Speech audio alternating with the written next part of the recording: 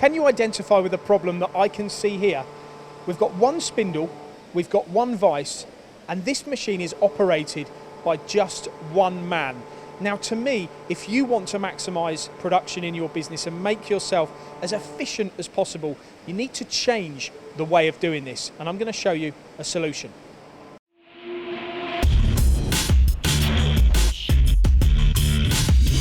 And here is the answer. This is a Mideco pallet system from Hyfor. I can't stress how important it is at the moment to really try and improve the efficiencies within your company. You know, manpower can be an issue, and also lights out machining can be critical to keep your business competitive.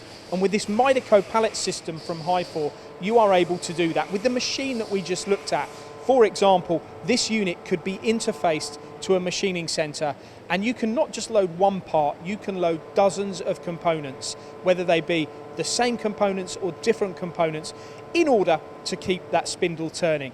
Now we hear values of around about 30% efficiency on a vertical machining center. That's no good to be competitive these days. You need to improve that, and you can do that with systems like this. Now this particular unit is on special offer at the moment from Hyfor. Visit their website to find out more, hyfor.com.